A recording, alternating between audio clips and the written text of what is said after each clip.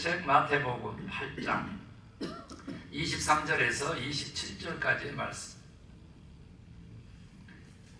우리 함께 하나님의 말씀 큰 소리로 받들어서 읽으실 때에 말씀의 은혜와 능력이 저와 여러분에게 함께하기를 소망합니다. 마태복음 8장 23절입니다. 배에 오르심에 제자들이 따랐더니 바다에 큰 물이 일어나 배가 물결에 덮이게 되었을 때 예수께서는 주무시는지라. 그 제자들이 나와 깨우며 이르되 주여 구원하소서, 우리가 죽겠나이다. 예수께서 이르시되 어찌하여 무서워하느냐, 믿음이 작은 자들아 하시고 곧 일어나사 바람과 바다를 꾸짖으시니 아주 잔잔하게 되거늘 그 사람들이 놀랍게 여겨 이르되 이가 어떠한 사람이기에 바람과 바다도 순종하는가 하더라. 아멘. 성도님들 앉으시고 되었습니다. 군대도 갔다 왔고 대학교 마치고 제가 대학원을 미국으로 유학 왔거든요. 졸업과 동시에 왔습니다. 근데 이제 신학교 다닐 때까지 한국 나이로는 25살 때까지 그렇게 방학 때마다 또 주말이면 아버님, 어머님 일을 좀 돕는 일이 자주 있었습니다. 지금 이맘때쯤 될 것입니다. 태풍이 있는 그런 시기였는데 갑자기 광주에 있는 저에게 전화 와서 김전사 도와야 되겠다. 그래서 버스를 타고 급하게 내려갔습니다. 태풍이 온다는데 지금 예보가 떴는데 아무래도 이대로 놔두면 거대한 구물입니다. 이 지금 액티비티 센터 양쪽 그 복도 끝과 끝을 이을 정도의 큰 그 구물이요. 이강망이라고 하는데 왜 이강이냐 그러면 두 군데서 고기를 마지막에 들어 올려서 잡아서 터는 것입니다. 그래서 이제 이강망인데 그 어장 5틀을 넣어놨는데 마침 또 새고물이면 괜찮은데 좀 이렇게 뜯어서 씻을 때도 됐는데 너무 힘들어서 그걸 못해서 뭐가 바다에 그 잡초들 이끼들이 가득 국물에 지금 차 있다. 이것은 백발백중, 아버님 말씀이 백발백중 5틀이 다 소실될 것이다. 그럽니다. 그러면 그때 당시만 하더라도요 구물 하나에 한 틀에 500만 원씩 갑니다. 그러니까 도시의 집 한 채 이상 그 정도의 그런 구물인데 어떻게 합니까? 바로 이제 내려갔습니다. 그랬더니 정말로 배를 타고 구물을 뜯으러 가는 길에 벌써 겁이 막 덜컥 나는 거예요. 그래서 배가 하도 일렁거리니까 중심 잡기가 너무 힘든 거예요. 그리고 또 어머님이 평생 또 아버님 따라서 그렇게 구물 일을 하셨는데 토를 하실 정도로 그렇게 지금 위급한 순간. 그런데 거기에 그 어마어마하게 무겁고 큰 구물을 한 틀을 뜯어서 실은 거예요. 그런데 배가 크냐? 여기서 단상밖에 안 됩니다. 단상 100km. 지금 아버님이 뒤에서 키를 잡으셨어요. 배에 고물이라고 합니다. 고물. 그러니까 앞이 이물인데 고물에 계시고 저가 맨 앞에 이물 쪽에 있고 가운데 어머님이 앉아서 이제 양가에서 구물이 흘러내리지 않도록 이제 저하고 어머님이 그걸 잡는 역할을 아버님이 이제 키질을 하면서 배를 몰고 동네 어귀로 와야 됩니다. 한 2km쯤 되는 거리 그 정도밖에 안 됩니다. 사실 그렇게 멀지 않는데 워낙 파도가 치니까 아버님도 겁을 먹었는가 이렇게 봤더니 빙긋이 웃고 계세요. 그러면서 소리를 치는 겁니다. 저는 완전 겁을 먹었고 전도사잖아요. 신학생이잖아요. 믿는 자잖아요. 완전 저는 겁을 먹었고 어머님도 겁을 먹으셔가지고 우리는 괜찮은데 아들 죽이게 생겼는데 구물 그까짓 거 버려버리지 목숨보다 중하다냐 하면서 어머님이 아버지를 보고 막 나무라시면서 소리를 치는 거예요. 그래가지고 저도 그냥 겁이 났지만 앞을 보고 이렇게 가고 아버님 이쪽으로 가면 좋겠어요 막 하는 거예요. 왜요? 파도가 정말로 이 지체만 합니다. 지체. 그러니까 옆에서 보면은 배가 가라앉았다가 떠오르는 거예요. 그 정도로 파도가 크니까 쏙 내려간 곳에서는 배가 사라지고 없는 겁니다. 무태에서 보면. 그런데 다시 이렇게 파도가 이렇게 등성이로 배가 올라오면 다시 배가 보이니까 살았네, 아직도 있네, 뭐 이렇게 지금 되는 거죠. 그런 위험한 곳을 가는 겁니다. 저 깜짝 놀랐어요. 아버님이 소리치는 겁니다.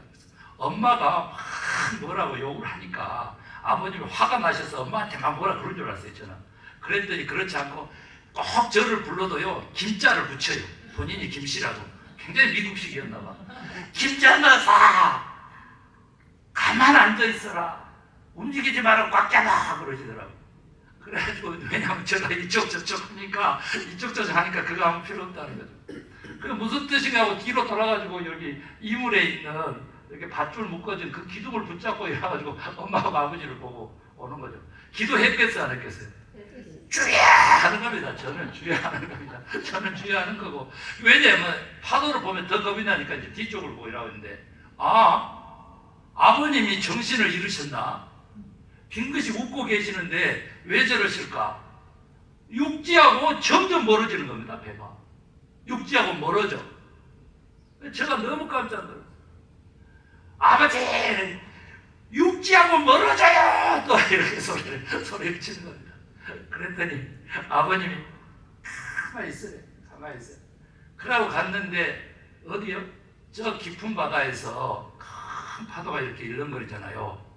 이 물건을 싣는 배를요, 파도를 옆으로 맞으면 이렇게 단상밖에 이렇게 좁지 않기 때문에 배가 이렇게 넘어진답니다.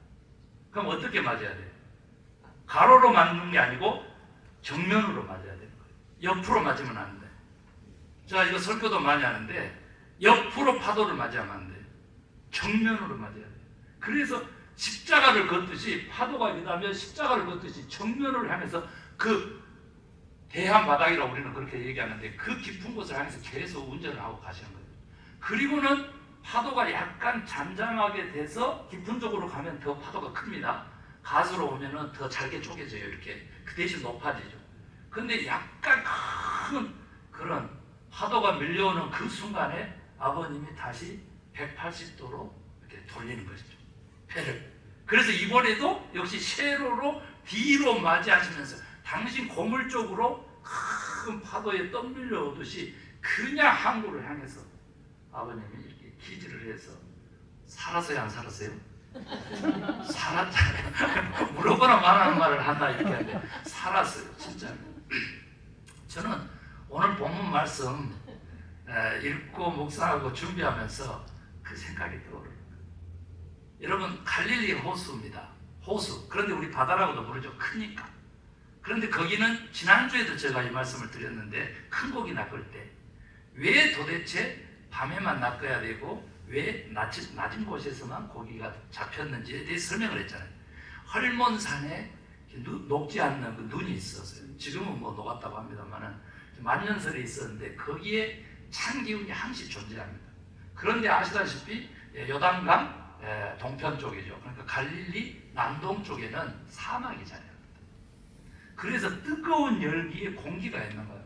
그런데 어때요? 호수가 물이니까 이 공기하고 같이 빨리 식거나 빨리 데워지지 않습니다. 물은 천천히 더워지고 천천히 또 식어가는 것이죠. 그러다 보니까 해가 있을 때 엄청 뜨거운데 해가 지면은 찬 바람이 불면서 공기는 완전히 차가워졌는데 호수는 완전히 차가워지지 않았기 때문에 거기에서 바람이 일고 그 바람이 풍랑을 만드는 거죠. 그리고 베드로 시몬의 배도 아마 이 정도 단상 사이즈 정도에 지나지 않았을 것으로 보여요. 더 좁을 수도 있어요. 저희 아버님 배는 더 좁았어요.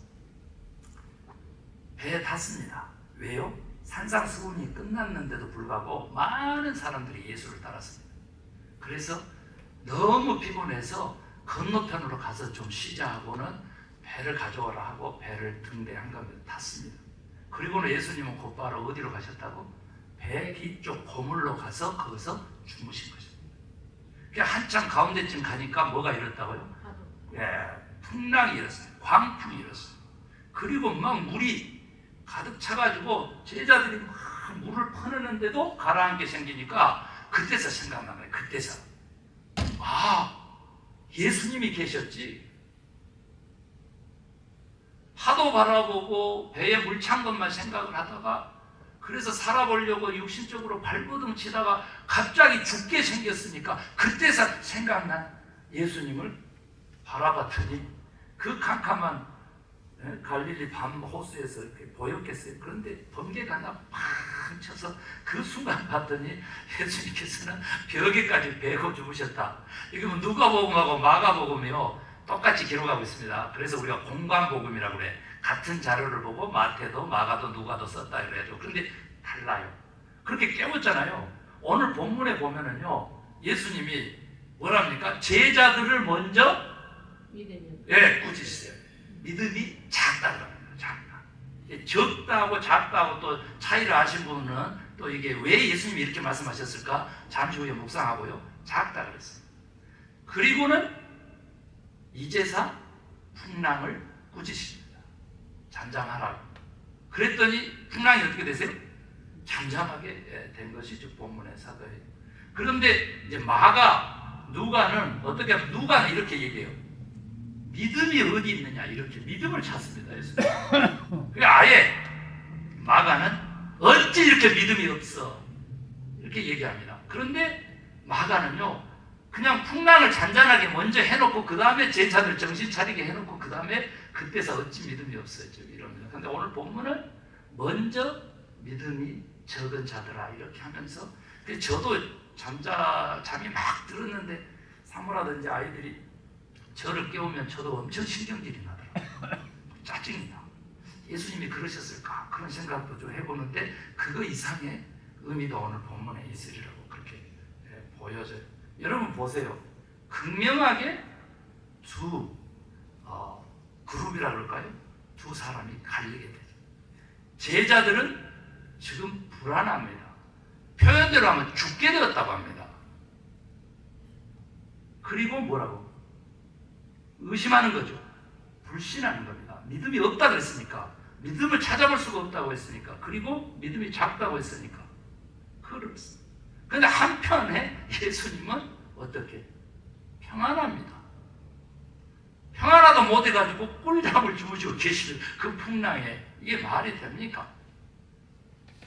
자, 우리가 인생을 살다 보면 바다 항해하고 같다잖아요. 인생은 바다를 항해한 것 같다. 우리 아무리 좋은 조건에 태어난 사람도 인생에 풍랑이 있습니까? 없습니까? 있습니다. 재벌들도 있습니다. 예, 그러니까 금수저도 아니고 다이아몬드 수저 출신들도 있습니다. 우리같이 흙수저는 뭐 말할 것도 없습니다. 그게 그 풍랑이 여러분 건강으로 찾아올 수도 있고요. 사고로 찾아올 수도 있고 관계적으로도 찾아올 수 있고 재정적인 문제로 찾아올 수 있고요. 많습니다.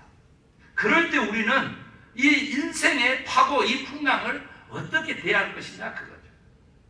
먼저 저희 아버님의 실화, 제가 실제 겪었던 그 실화로 보면 평생 잊어보지 못하는 그 실화로 보면 풍랑을 만날 때, 파고를 만날 때 정면으로 맞서라. 이것이 정답입니다.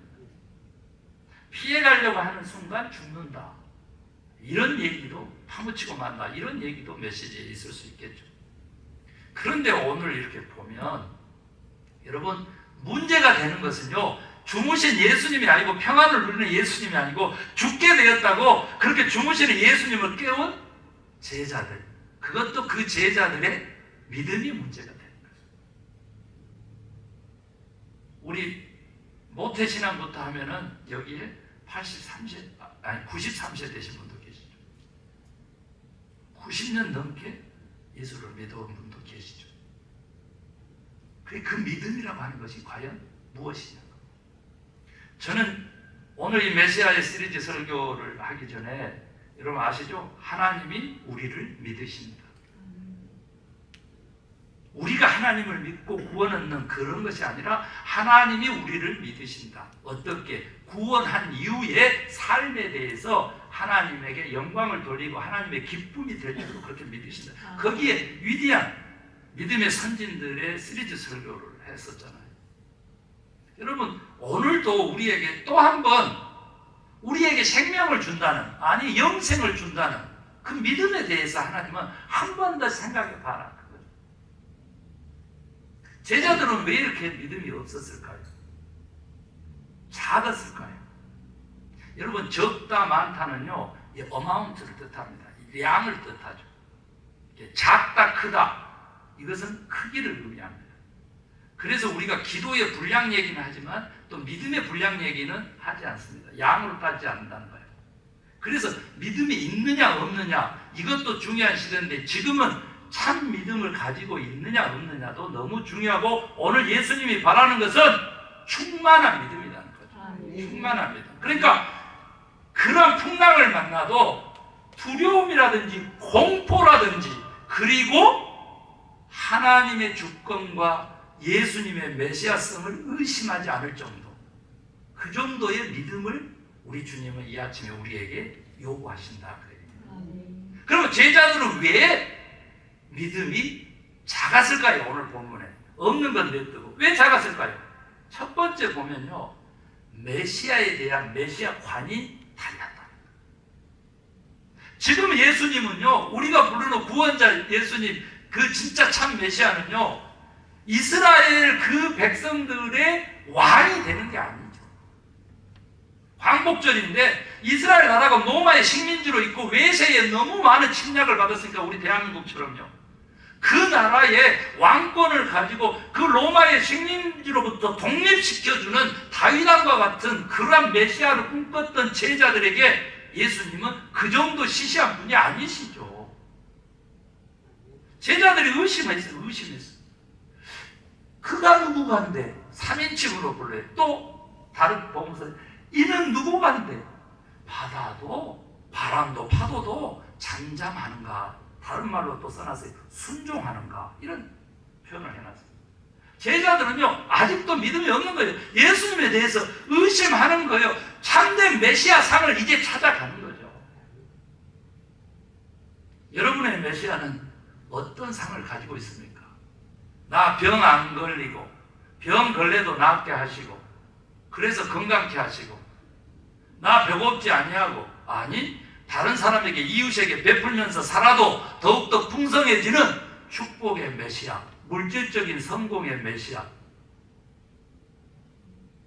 관계적으로 누가 뭐라 그래도 독불장군식으로 멘탈이 강해가지고 나르시즘의 전형이 돼서 하나님 찬양하고 다니면서, 하나님하고 정반대의 길을 가면서 하나님 찬양하고 가면서 내 영혼이 그냥 강력한 그러한 메시아,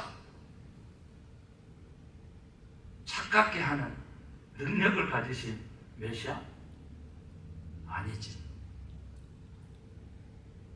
우리 제자들이 믿음이 부족했다라고 했었을 때 예수님이 지적하신 내용은 뭐냐면, 우리가 지금 현재 교리 공부하고 있는데, 창조주 하나님, 그 창조주 하나님이 곧 예수 그리스도 육신을 입으신, 여기에서 모든 것이 해결돼야 됩니다. 왜 우리가 아버지 하나님을 창조주로 불러야 되는지는 오늘날 이 지구의 지금 여러 기후 현상들을 보면은, 즉 일반 계시를 통해서 보여주는 이런 상황을 보면 우리는 뼈저리게 느껴야 되지만, 더 중요한 것은 어제 제가 광복절 음악회에서 설교 때 얘기했던 생명의 가치, 생명의 존엄성, 생명의 주인이 누구에게 있느냐, 그게 창조주 하나님에 대한 신앙 고백에서부터 나오는 거거든요. 그런데 이게 물질적으로 빠진 번영의 신학에서는 창조주 하나님 고백하기를 꺼려합니다. 왜 그래요? 마음껏 쓰고 개발해가지고 나에게 유익을 주는 그 하나님이면 됐다, 이렇게 얘기하는 거죠. 그 진짜 복음을 왜곡시키는 그런 길을 가는 겁니다. 여러분, 그런데 저는 또 다시 한번 말씀드립니다. 창조주 하나님이 우리를 축복하시는 축복의 하나님하고 같은 하나님입니까 아닙니까? 같으신 한 분 하나님이세요. 먹고 사는 문제, 지난주 말씀에 누구에게 맡기라고 하신 거라고? 나에게 맡겨라, 예수님. 굶을 던져, 깊은 데 가서. 굶물이 찢어질 정도고, 친구 배 불려서 2배 실어도 못 실을 정도, 배가 가라앉을 정도잖아. 오늘 풍랑 만나서 배가 가라앉을 것이냐, 아니면 진짜 물고기 가득 실어서 배가 가라앉을 것이냐. 뭐 가라앉은 것은 마찬가지잖아요. 인생을 설계하실 때 하나님과의 관계가 너무 중요합니다. 너무 중요합니다. 믿음이 적은 자들아 했을 때 그 믿음의 기준은 우리가 예수님과 하나가 되느냐, 같은 생각을 하고 같은 삶을 살아내느냐, 이걸로 결정합니다. 그것을 일컬어서 예수님처럼 살면 충만한 믿음이다. 아멘입니까? 관계가 중요해요. 관계. 이게 어떤 관계를 설정하느냐는 거. 여러분, 십자가에서 우리의 죄를 사하시고 그래서 우리를 구속하신 구속의 하나님 예수 그리스도, 그분이 곧 삶의 주권자가 되신다는, 주님이 되신다는 이 고백이 있어질 때 우리는 비로소 믿음이 조금 더 성장해 가는 것입니다.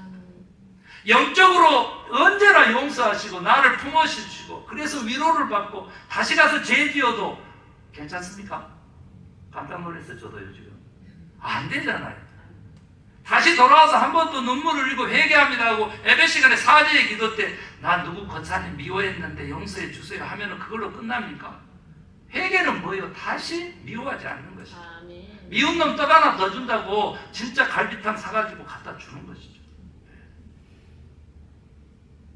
그런데 속으로 또 먹고 뭐 어쩌나 이러면서 주면 어떻게 되겠어요? 그거 하나님 다 아시는데 안 되잖아요. 진실함도 하나님과의 관계에서는 또한 중요합니다. 아멘입니까? 그런데 저는 구체적으로 오늘 제자들이 믿음이 적인 원인을 살펴보고 있는데, 두 번째가 그냥 메시아관이 달랐다 이거 하나 하고, 두 번째가 뭐냐면 두려움이거든. 그래서 조금 전에 회개 얘기했으니까 제가 조금 좀 덧붙이려고 해요.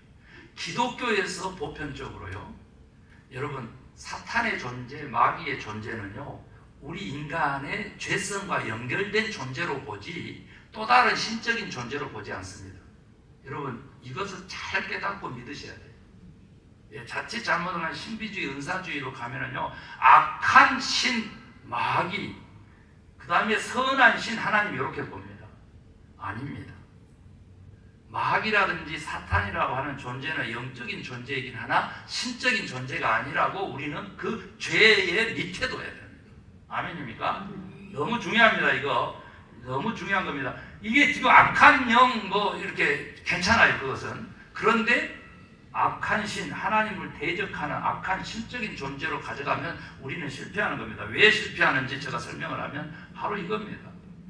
죄를 지면 심판이 있다고 하나님이 했으니까, 그리고 그 말씀이 우리의 이 양심판에 새겨져 있으니까, 하나님의 형상 중에 하나인 양심에 새겨져 있으니까 죄를 지면 심판이 바로 떠오르고 무엇이 생겨요? 그 심판에 대한 벌에 대한 징벌에 대한 두려움과 공포에 휩싸이게 되는 것이죠. 그러면 오늘 이 풍랑은 인생을 파고를 헤쳐나가는 데 있어서, 인생을 살아가는 데서 이 풍랑은 과연 전적으로 죄의 문제냐? 아닐 수 있죠. 요처럼 선한데 더욱더 믿음을 확인하는 시험의 테스트의 도구로, 아브라함처럼 하나님에게 선택받아서 순종하고 있는데 아들 바치라고 해가지고, 그것도 하나님이 백세에 준 아들, 기도로 응답받은 아들 바치라 해가지고 또 한 번 믿음의 하나님의 약속의 그 계약을 갱신하기 위해서 줬던 그 시험처럼, 테스트처럼. 그래서 어떤 목사님이 얘기합니다. 우리의 삶의 모든 영역에 하나님의 테스트에 리트머스 시험지가 꽂혀져 있다. 테스트. 우리에게는 해방을 통해서 자유를 얻었잖아요. 구속을 통해서 죄 문제를 해결해서 우리가 자유를 얻었잖아요. 그런데 이게 무슨 자유냐 그러면 하나님께 순종할 자유여야지 죄를 지을 자유가 아니라는 거죠. 아멘. 그런 차원에서 이렇게 보면 하나님께서 오늘 우리에게 믿음이 없다라고 했었을 때 두려움과 공포가 먼저 엄습하는 것은 죄의 문제이기 때문에, 하나님과의 관계성 속에서 죄의 문제가 해결되면 여러분 두려움을 느낄까요? 아니면 평안을 누릴까요? 어려움이 있어요. 정말 시험이 있어요. 그런데 그 두려움과 무서움과 공포, 죄하고 관계된 거니까 죄의 문제 해결하고 하나님과의 관계가 회복되면 여러분 예수님처럼 그 배 뒤 고물에서 주무실 수 있다고 저는 믿습니다. 그를 하나님으로 생각했으면, 참된 메시아관을 가졌으면 그분의 주무시는 것이 제자들에게는 하나도 이상하게 생각되는 게 아니고 그분이 나와 함께 같은 배에 있지라고 하는 생각만 해서도 풍랑은 잠잠해졌을 거고 그냥 죽게 되었다고 아우성 치지 않았을 거라 그 말이죠. 뿌리 깊은 믿음, 뿌리 깊은 영성, 뿌리 깊은 신앙은 뭐라고?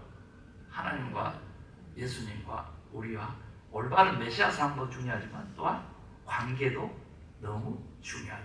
아멘. 내가 예수님 안에, 예수님이 내 안에 있을 때 그 인생은 평안할 수밖에 없다는 거예요. 여러분 풍랑이 있어서 다른 사람들이 봐도 아 큰일 났다. 김 목사 망하고 하나 있는 콘도 집 팔고 기도원에서 도망 나와서 산다더라.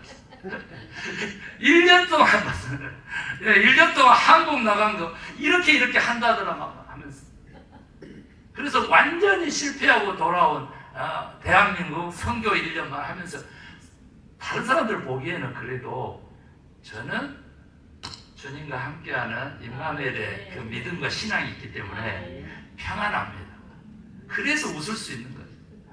아멘입니까? 그래서 여러분 하나님과 주님과의 성령님과의 관계를 온전케 해라 라고 하는 믿음의 이야기를 오늘 들을 수 있고 잊어먹는 거거든요.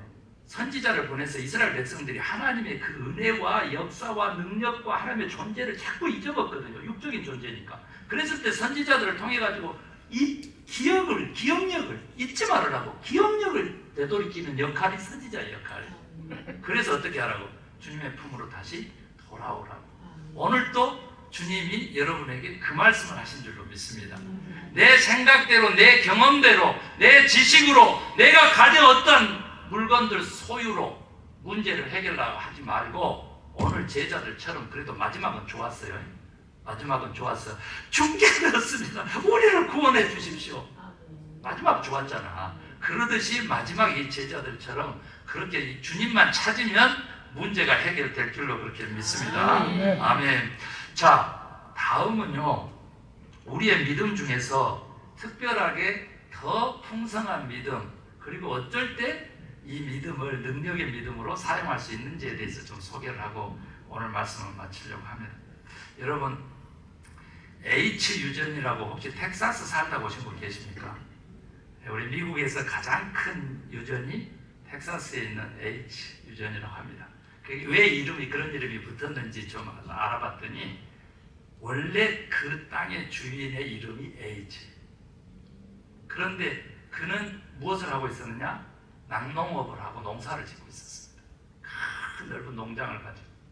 그런데 아무리 노력을 해도요. 밑에서 유전이 있었기 때문일 수 있으나 아무튼 모르고 그냥 어떤 농사도 잘 안 되고 낙농업까지도 잘 안 되는 거예요.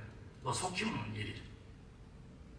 가난하게 살고 빚지어서 빚에 쪄들려서 그렇게 살다가 죽었어요. 그 땅이 넘어갔어요.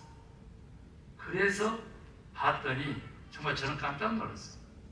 우리 기도원도 몇 피트나 봤는데 세상에 1000피트만 봤더니 미국에서 가장 큰 유전이 발견된 거예요. 그 땅에서. 여러분 우리는요 2000년 기독교의 믿음의 유전 위에 놓인 존재들입니다. 아멘. 예수님이 지난주에는 깊은 곳에 가서 그물을 던지라듯이 우리요 그 믿음을 깊게 예수님께 뿌리 내리기만 하면 우리의 이 믿음의 유전에서 믿음의 결과물들이 열매로 쏟아지는데 감당할 사람이 없다. 세상도 감당치 못할 그러한 믿음을 소유하는 존재들이 된다는 것이죠. 그게 뭐 세상적인 기준으로 뭐 물질적으로 명예적으로 권력적으로 그렇게 성공해야 되는 것 아니고요. 하나님과의 관계에서 깊은 시면에 영성가만 돼도 기도를 하는데 시시하게 뭐 오늘 김 목사가 한 기도처럼 뭐 신분의 문제 해결해 주세요, 법적인 문제 해결해 주세요, 관계의 문제 해결해 주세요, 영적인 문제 해결해 주세요, 자녀들의 문제 해결해 주세요, 경제적인 문제 해결해 주세요, 이런 시시한 기도가 아니라 여러분 그것도 중요한데 하나님에게는 중요하지 않는 게 없죠. 그런데 하나님의 나라와 하나님의 의, 하나님의 뜻을 구하는 기도가 있어요. 아멘. 자기하고 무슨 상관이 있는데 러시아하고 우크라이나 전쟁을 멈추게 해주시오 하나님. 오직 하나님 한 분밖에 없습니다. 전쟁 멈추게 해주시오 하나님. 그렇게 기도하는 기도가 있다니까요. 아멘. 그런 영성을 어디서 오는 겁니까? 전쟁은 누구에게 달려있다 했어요? 하나님께 달려있어요. 너희들은 전쟁하고 상관없다 했어요. 아멘. 전쟁은 나에게 속한 것이다. 누구의 말이에요? 여호와 하나님의 말씀. 그래서 그냥 이 기도를 영적인 기도라고 제가 포장을 하는데 우리하고 관계가 됩니까? 안 됩니까?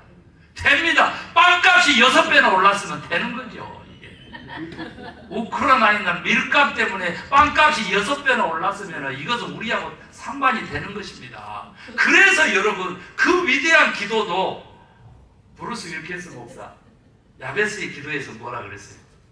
영적 거장의 기도를 들어봤더니 가장 기가 막힐 정도로 낮은 기도를 하더래. 그 나중에 깨달았대. 야베스 기도를 통해서 역시 영적 거장이구나. 그 영적 거장은 세미나 같이 가서 이제 몇 박 며칠 가는데 혹시 무슨 기도를 하는가 하고 새벽에 그분의 방문을 열어서 이렇게 기도 소리를 들어봤더니 첫 번째 일어나자마자 무릎을 딱 꿇고 하는 소리가 하나님 나를 축복해 주세요 이러더니 나를 축복해 주세요.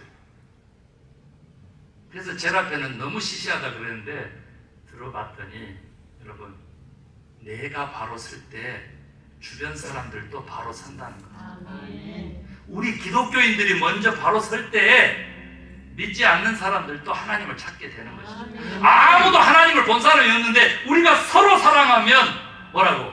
하나님을 보게 됩니다. 아멘.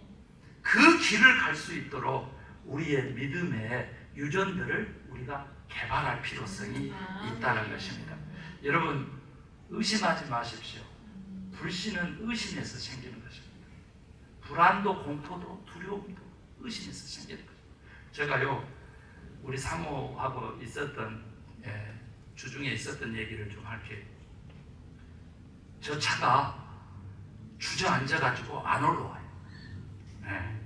23년 된 차를 타니까 그것도 무거운 차 폐차시킬 차를 500불에 딱 사가지고 고쳐서 타고 다니다 보니까 이게 지금 배보다 배꼽이 커졌어요. 그랬는데 기도원에서 한 5일 세워놔 버렸더니 내려오려고 하는데 20분 30분 시동을 해놔도 이게 안 올라와. 주저앉은 게. 그래도 어떻게 합니까? 주여 한 번만 올라오게 해주세요 했는데 그때 잘못 기도를 했지. 한 번만 올라오게 해주세요. LA는 가야 되니까 여동생 태우고 이때 내 생각나는 거야. 이 한 번만이 잘못됐구나.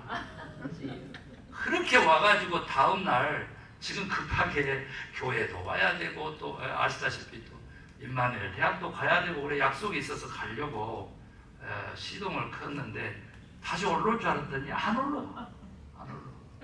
그래서 할 수 없이 자동차 고쳤던 데도 갔더니 안 되는데 딜러에다 맡겨야 된대.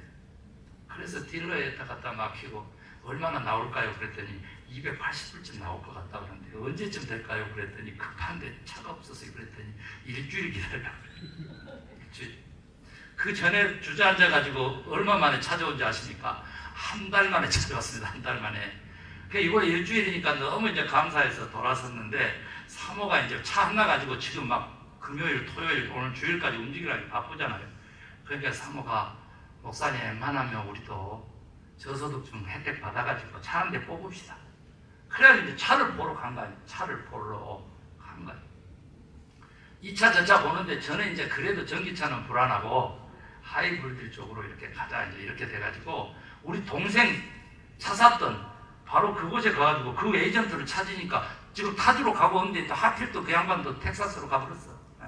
세금이 싸다고 그쪽으로. 그래가지고 없어가지고 저희들 여러분 깜짝 놀라지 마세요. 거기를 갔더니 그래도 위치가 베버리 힐스라고 다 벤츠 타고 와가지고 그 차들을 보고 가는 거예요. 우리는 무슨 차 타고 갔어요? 토요타 시에나. 그 타고 가가지고 차 한번 구경시켜달라고 중고차를 보여달라고 하니까 누가 보여주냐고. 에이전트가 아무도 안 붙어. 토요타 시에나 10년 넘은 차 타고 갔더니 안 붙어. 그래가지고 이 사람 저 사람 물색을 하다가 잡아서 이제 물어봤잖아요. 그 같은 얘기가 있어서 얘기하는 거 여기까지만 얘기하고 빈손으로 당연히 나왔죠. 차 한번 타보고는 차가 너무 좋다. 3년이 된 차인데 이런 시스템이 있다니 하면서 별천지를 구경하고 왔죠. 23년이니까 20년 차이 나잖아. 3년짜리 사도. 그런데 20년 후에 이렇게 차가 변했다냐, 별천지가 있구나 하면서 여보 역시 좋은 차는 새 차네 하면서 이제 그 다음에 돌아와서 하는데, 그래도 저희들 중고차 살 거예요. 새 차 같은 중고차. 그런데요, 여러분, 한 사람이 허름한 옷을 입고 자동차를 사려고 딜러에 들렀어요. 그러니까 똑같이 저희들이 당한 것처럼 똑같이 세일즈맨이 의심을 했습니다. 어떻게 오셨나요? 그랬더니 자동차 사러 왔습니다. 살 것 같지 않거든. 그래요? 그럼 무슨 차를? 그런데 있는 대로 다 보여줘 보세요. 이렇게 얘기해. 몇 대나 살 건데? 16대. 에이, 딴 데 가서 알아보세요. 보내버렸어. 그 화가 나가지고 일하고 두리번 보니까 바로 길 건너편에 다른 브랜드의 자동차가 있어요. 거기 건너갔어요.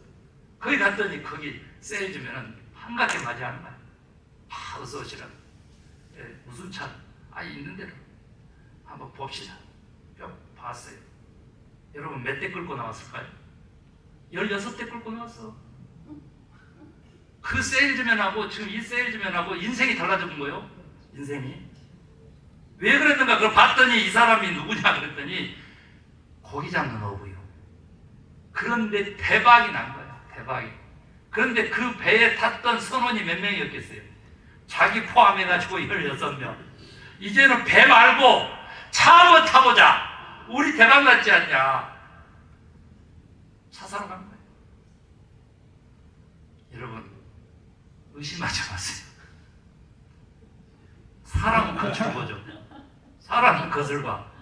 근데 하나님은 중심을 봐. 의심하지 마라. 믿음은 이런 겁니다. 하물며 사람한테 의심을 품어도 이런 결과를 내는데, 하나님 주권자, 창조주, 생명의 주인, 축복의 권위자, 그 하나님을 대하는데 의심을 품으면 되겠습니다. 여러분, 마음껏 구하십시오. 우리가 예수님 동생 야고보 장로의 이 야고보서 1장에 보면 6절 7절에 보면요, 너희들은 진실로 절대로 오직 믿음으로 구하라. 조금도 의심하지 마라.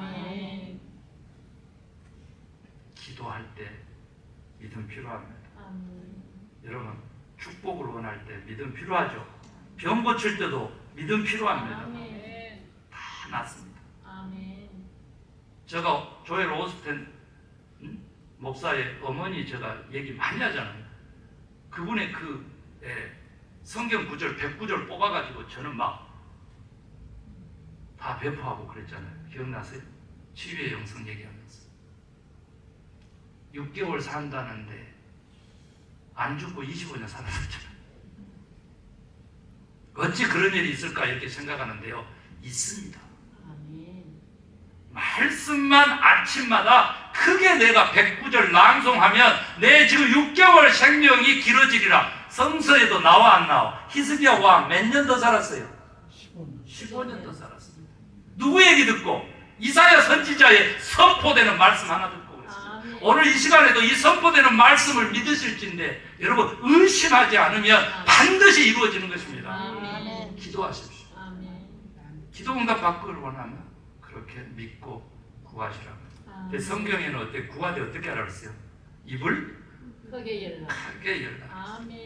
저 지금 입술 가에 찢어진 입술 한번 보세요. 얼마나 크게 벌렸습니까? 네. 기도원에서 내려올 때마다 입술이 찢어집니다. 하도 크게 벌려요. 여러분도 그렇게 크게 구하시고, 대신 어떻게? 하나님의 뜻대로 그분의 나라를 위하여, 그분의 영광을 위하여. 아멘입니까? 믿음의 소유자들 되시기를 주의 이름으로 축원하고요. 우리 피아노 반주에 맞춰서 기도하는 시간 갖겠습니다. 결단의 기도하시기를 바랍니다.